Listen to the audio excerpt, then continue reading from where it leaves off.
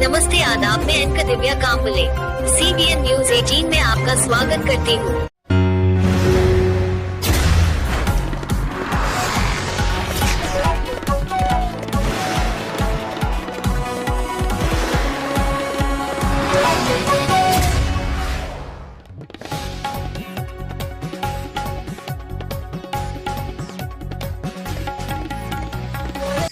नमस्कार आदाब, CBN news 18 में आपका स्वागत है। दोस्तों, मैं आपका मजहर शेख।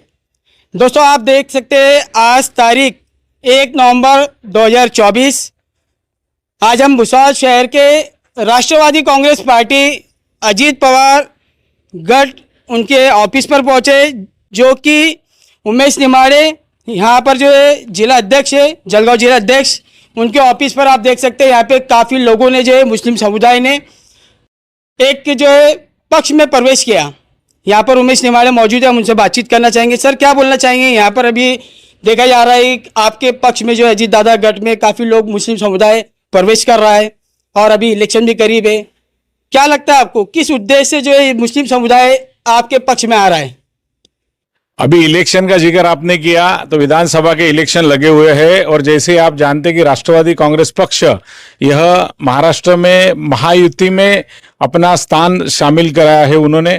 और महायुति जो भारतीय जनता पक्ष, शिवसेना और राष्ट्रवादी कांग्रेस पक्ष अजीत दादा, यह तीनों पक्ष मिलकर वो महायुति है। और जहाँ तक भुसावल कॉन्स्टिट्यूंसी का विषय है तो यहाँ पर जैसे अल्पसंख्यक भाई लोग हैं, उन्होंने अजीत दादा का नेतृत्व मान्य किया। उसका एक बड़ा कारण ऐसा है कि दादा ने महायुति में अब सत्ता में हो गए, लेकिन उनके विचार जो है बहुजन विचार है, सेकुलर विचार है और अल्पसंख्यक सभी जाति घटकों को लेकर उनका विकास कैसा होगा इसके लिए हमेशा काम करते आए हुए और आगे भी काम करते रहेंगे। विधानसभा के महाराष्ट्र में उन्होंने अल्पसंख्यक लोगों को सबसे ज्यादा उम्मीदवारी वहां पर दी है, जबकि आप जानते हैं कि कांग्रेस एक इतना बड़ा नेशनल पक्ष है, महाराष्ट्र में उन्होंने 103 लोगों को उम्मीदवार दिया, उसमें सिर्फ 3 या 4 लोगों को उन्होंने मुस्लिम लोगों को उम्मीदवार दिए। लेकिन अजीत दादा ने सिर्फ 52 यानी 52 लोगों को उम्मीदवारी दादा के हिस्से पे है, उसमें 6 लोगों को अजीत दादा ने मुस्लिम समाज के लोगों को उम्मीदवारी दी। इसके ऊपर से सभी भाइयों का विश्वास जो है वो दिन पर दिन बढ़ते जा रहा है कि नहीं, अजीत दादा जो है वो स्पष्ट वक्ता है, जो बोलता है वो करता है। पिछले बजट में उन्होंने हमारे अल्पसंख्यक भाइयों का जो अबुल कलाम आजाद महामंडल है, उसमें जो विद्यार्थी रहते हैं, स्टूडेंट रहते हैं, जो उनको पढ़ने के लिए शिष्यवृत्ति रहती है, उसके बाद में सुशिक्षित बेरोजगार उनके लिए हाथों के काम मिलने के लिए उनमें से जो पैसा मिलता है वह डायरेक्ट 1000 करोड़ रुपए का उन्होंने महाराष्ट्र के अल्पसंख्यक महामंडल के लिए वहां पर निधि दिया हुआ है। ऐसे बहुत सारे विषय हम बोल सकते हैं। अभी पिछले 15 दिन पहले विधान परिषद में राज्यपाल नियुक्त आमदार दिए गए, 2 आमदारों को सिर्फ राष्ट्रवादी की तरफ से देना था, उसमें एक आमदार दादा ने अल्पसंख्यक मुस्लिम आदमी का नाम वहां पर दिया। इसके ऊपर से समझता है, बाहर लोग बहुत सारी बातें बोलते हैं कि भाई हम लोग जो है दादा जो है बीजेपी के साथ है। ठीक है, बीजेपी के साथ है, वो क्यों है, सत्ता में शामिल हुए। सत्ता में क्यों शामिल हुए कि हमारे जो भी दोस्त है, हमारे जो पक्ष के कार्यकर्ता है, हमारे महाराष्ट्र में जो भी पिछड़े वर्ग में जो भी अल्पसंख्यक लोग हैं, उनका आधार कौन बनेगा। हम तो बोलेंगे कि अजीत दादा की जय, राष्ट्रवादी की जय, ये दादा की, लेकिन इससे बात नहीं बनती है। वो लोगों के काम होना चाहिए, वो लोगों के सपोर्ट होना चाहिए और उनकी जो समस्या है वो छूटना चाहिए। इसलिए दादा ने आज अल्पसंख्यक लोगों के प्रति जो वादा किया था वो पूरा किया है। इसलिए लोगों की हमारे पक्ष की तरफ आने का आकर्षण ज्यादा हुआ है और लोग ज्यादा पैमाने पे यहाँ पर प्रवेश कर रहे हैं। आप अगर देखेंगे कि भुसावल के सभी लोग यहाँ पर आप देखते हैं कि ये सब जाने मानी हस्ती है, अपने अपने एरिया में इनकी पकड़ है। ऐसे लोग आज राष्ट्रवादी में आए, बहुत खुशी हो रही है। और आज दिवाली भी है और दिवाली के मुहूर्त के दिन यह सब लोगों ने आज राष्ट्रवादी में प्रवेश किया है। मैं बहुत खुश हूँ। आगे हमारे समाज के लिए और हमारे सभी पदाधिकारियों के लिए जो जो करते आएंगे हम करेंगे। भुसावल में राष्ट्रवादी 1 नंबर का पक्ष रहेगा, ऐसा वादा अजीत दादा की तरफ से मैं करता हूँ। हाँ सर, ये तो सारी बात सही है। आपने जिस तरह कहा कि अजीत पवार ने जो है मुस्लिम समुदाय पे विश्वास रखकर उन्हें जो है उम्मीदवारी भी दी और उनके अल्पसंख्यक माइनॉरिटी के काम भी कर रहे हैं, लेकिन यहाँ पर जो है आप पर जो है मुस्लिम समुदाय ने विश्वास किया और आप महायुति की सरकार में 15 साल से देखा जा रहा है कि अल्पसंख्यक एरिया में काम नहीं हुए। आप पे भरोसा दिखाते हुए लोगों ने यहाँ पे प्रवेश किया। आगे क्या है, अगर आपकी सरकार आती है तो क्या माइनॉरिटी के एरिया में काम होंगे? आप भी अजीत पवार, पिछले 1 साल पहले ही अजीत दादा ने राष्ट्रवादी कांग्रेस पार्टी को भारतीय जनता पक्ष शिवसेना महायुति में वहां पर अपना स्थान शामिल किया है। और पिछले 1-1.5 सालों में अगर देखेंगे तो मुस्लिम एरिया में आप 15 साल की बात मुझे मत बताइए, लेकिन ये 1.5 साल में बहुत सारे काम वहां पर हुए हैं और बहुत सारे काम का नियोजन वहां पर हुआ है। अभी पिछले दिनों में 15 करोड़ रुपए का एक ही रोड, जो भुसावल में इतिहास है कि इतना बड़ा रोड का निधि एक ही काम के लिए देना, ये सिर्फ वो रोड के लिए दिया गया। उसके पहले पापा मेंबर ने उनके 1 करोड़ रुपए के काम किए, हमारे मुश्ताक भैया ने उन्होंने भी काम किए। बहुत सारे काम हुए हैं, बहुत सारे काम आने वाले दिनों में प्रस्तावित है, बहुत सारे कामों का भूमि पूजन हुआ गया है। आप ऐसा नहीं बोल सकते। और अगर ये काम की शुरुआत अगर है तो अजीत दादा अर्थमंत्री है और कौन से हेड में कितना पैसा देना उनके हाथ में। हमारे मुस्लिम एरिया के लिए उन्होंने अच्छा खासा निधि वहां पर दिया है।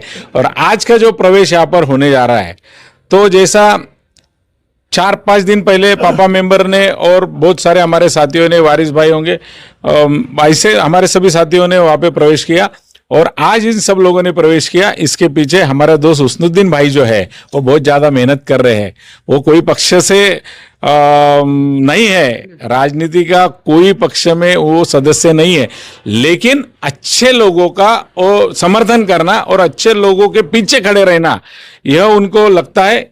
इसकी वजह उन्होंने अभी मेरे को वो बोल के बताई कि मुझे सिर्फ आने वाले दिनों में भुसावल का विकास चाहिए और हमारे मुस्लिम एरिया में अच्छे काम होना चाहिए, इसलिए वो इतनी मेहनत कर रहे हैं और सभी लोगों को विश्वास दिला रहे कि भाई राष्ट्रवादी में अगर अपन लोग जाएंगे तो ही काम होगा। राष्ट्रवादी कांग्रेस के जिला अध्यक्ष उमेश भाई निमाड़े, शहर अध्यक्ष हमारे संतोष भाई दाड़ी, और जो सभी लोगों को एक मत के जो मतभेद थे सबको जोड़ने वाले उससे हमारे हुस्नुद्दीन दादा। मैं आज सभी लोगों को, हिंदू मुस्लिम भाइयों को दिवाली की मुबारकबाद देता हूँ। और हुस्नुद्दीन दादा ने जो हमारी राष्ट्रवादी की ताकत बढ़ाए तो उनको भी मुबारकबाद देता हूँ। जो अभी आपने हमारे जिला अध्यक्ष से सवाल पूछे कि अल्पसंख्यक एरिया में विकास 15 साल में क्यों नहीं हुआ, तो 15 साल बोले तो 15 साल ही आमदार था क्या?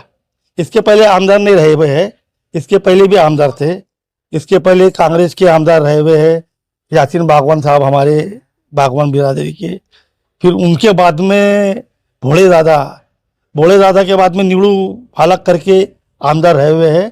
वो टाइम में मैं दलित पेंथर का शहर अध्यक्ष था, तो वो टाइम में मैंने आमदार निवास और नगर पालिका पे एक मोर्चा लेके गया था।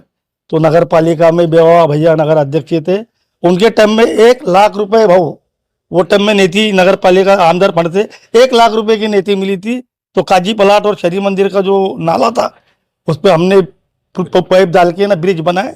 तो वो टाइम में आमदार साहब ने 1 लाख रुपए का फंड दिए थे।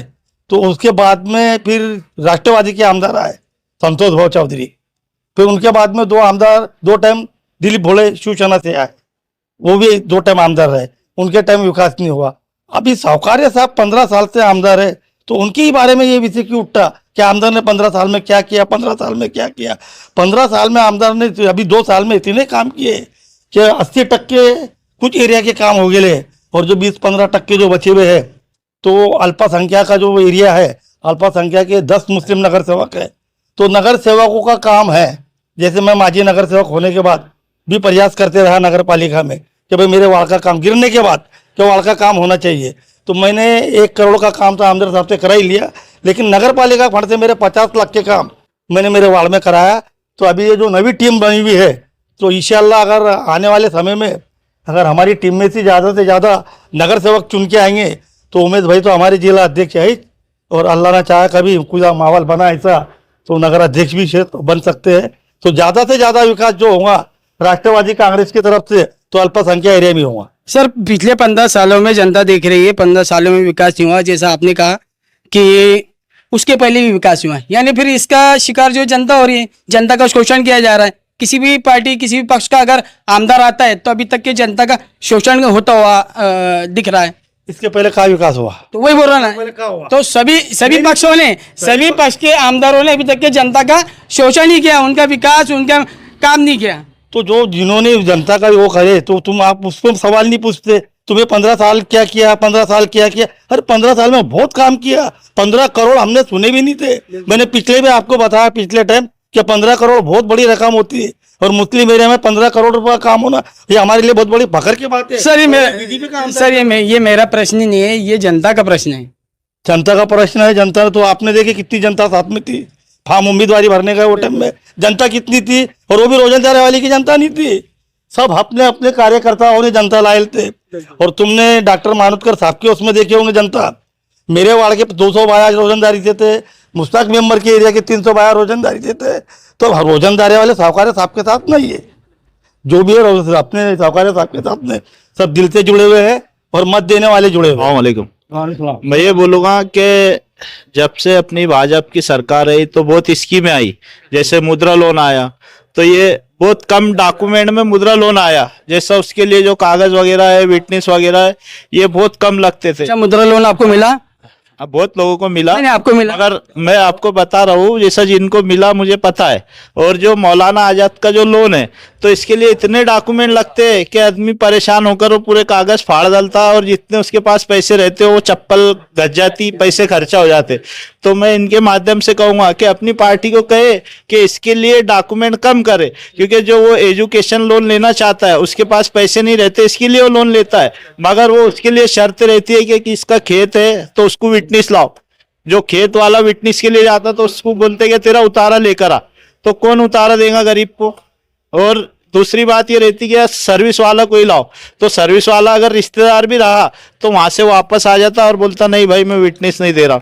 अच्छा, आपका इस पक्ष में प्रवेश करने का उद्देश्य क्या है, क्या मकसद है? इस पक्ष में प्रवेश करने का मकसद यही है कि अभी जो है तो मतलब पार्टी सत्ता में यही है, और इसके अलावा कोई काम कर नहीं सकता। और हमारे वार्ड जो है मिल्लत नगर, तो उधर ऐसा लगता है ऐसा केले के बगीचे में से हम आ रहे, मतलब इसके पहले वहां पर रोड बना, मगर रोड में 6-6 इंच के गड्ढे हो गए, और इतने बड़े बड़े गिट्टी डाले ले कि 2 महीने में जूते चप्पल बदलना पड़ते। भाई सबसे पहले तो मैं अपना तारुफ देना चाहूंगा, मैं फारूक शेख सामाजिक कार्यकर्ता, वार्ड क्रमांक 14 मिल्लत नगर भुसावल। तो देखो भाई, अजीत दादा गट जो राष्ट्रवादी है, इसके सारे काम जो हो रहे हैं अभी ऊपर से जो हम देख रहे हैं, उसके हिसाब से ही हमने इस गट में प्रवेश किया। और हमारे प्रवेश करने का उद्देश्य है कि वार्ड में 14 नंबर वार्ड हो या मुस्लिम अल्पसंख्यक जो भी इलाके हैं, उनके जो पिछड़े हालात है, जैसे हम ग्राउंड लेवल पे काम करते हैं, घर घर जाते हैं, वो हिसाब से हालात की दुरुस्तगी की वजह से जो काम होगा वो हिसाब से हमने इस पक्ष में प्रवेश किया है। और वार्ड में जो भी तरक्की होना चाहिए थी और विकास जो भी होगा, ये उम्मीद से, जैसा अपने बड़ों का जो एक बात है, कहावत है कि उम्मीद पे दुनिया कायम है। आज तक जो हुआ जो नहीं हुआ हम उसके बारे में चर्चा नहीं करना चाहते, लेकिन चर्चा ये है कि आइंदा इंशाल्लाह हमारे काम होंगे, हमारे गली के वार्ड की तरक्की होंगी इंशाल्लाह। इस उद्देश्य के हिसाब से हम इस पक्ष में प्रवेश किया हमने। अच्छा, आपके वार्ड में काम हुए क्या या होंगे? नहीं, अभी तक हमारे वार्ड में तो कुछ काम नहीं हुआ, यानी इसका दोष हम किसको नहीं देना चाहते हैं। अभी हम जो वहाँ के जो नगर सेवक थे पुराने बोलो या जो भी जो आने वाले हैं और जो जिनकी उम्मीदें हैं, वो हिसाब से अभी तरक्की तो कुछ नहीं है, लेकिन इंशाल्लाह आगे तरक्की होंगी। इस हिसाब से अभी हम मेहनत करेंगे और मेहनत करके अपने जो भी रहेंगे प्रपोजल वो आगे रख के इंशाल्लाह काम करेंगे वार्ड के अंदर। संजय अहिरे। सर, किस मकसद से आपने जो है राष्ट्रवादी कांग्रेस पार्टी अजीत दादा गढ़ में जो प्रवेश किया? ये हमारे वार्ड में कोई काम नहीं हो रहे, बिल्कुल। ये जो भी सत्ता में 1 रुपए का कुछ काम नहीं कर रहे, और जो जूनियर लोग हैं वो भी कुछ काम नहीं कर रहे। तो आपको क्या लगता है, आप इस पक्ष में जाएंगे, आपके वार्ड के काम हो जाएंगे? अभी इन लोग ने तो हमको बोले, अब देखते हैं। बिल्कुल। पिछले 5 सालों का मजरवा अगर आपने जायजा लिए तो भुसावल में अल्पसंख्यक समाज के लोगों के जो मोहल्ले देखेंगे तो घानी का साम्राज्य हर तरफ है, गंदगी है, नाली ओवरफ्लो होती है, अतिक्रमण है, रोड तो नहीं के बराबर है। और अगर हम अपने भाई लोगों के, दूसरे हिंदू भाई लोगों के मोहल्ले देखें तो वहाँ रोड है, पानियों का समीकरण अच्छा है, गार्डन्स है, और हर बात की सुविधा देते आ रहे हैं। तो अब हम तंग आ चुके हैं और हमको ऐसा मालूम पड़ा है कि उमेश नेमाड़े साहब और राष्ट्रवादी अजीत पवार गुट के पक्ष में हम शामिल होके कम से कम हम हमारे मोहल्ले के जो जितने भी मसाइल है उसको हल करने के लिए आज हम इस पक्ष में प्रवेश कर रहे हैं। और मुझे उम्मीद है कि फारूक भाई के नेतृत्व में, सादिक भाई के नेतृत्व में जावेद भाई के नेतृत्व में कि जो भी हमारे वार्ड का मिल्लत नगर का काम होगा मैं उसमें उनकी भरपूर ताउन करूंगा और फारूक भाई के नेतृत्व में हम इंशाल्लाह हम हमारे वार्ड के मसाइल हल करने में कामयाब होंगे। इस तरह इसीलिए हमने इस पक्ष में प्रवेश किया आप है। देख सकते हैं यहाँ पर मुस्लिम समुदाय ने, एक बड़े तबके ने यहाँ पर प्रवेश किया और उन्होंने भरोसे के साथ प्रवेश किया कि अगर आगे इनके काम होते हैं तो ये पार्टी को बढ़ाएंगे। आगे की जानकारी के लिए आप हमारे साथ बने रहिए और देखते रहिए CBN News 18। नमस्कार।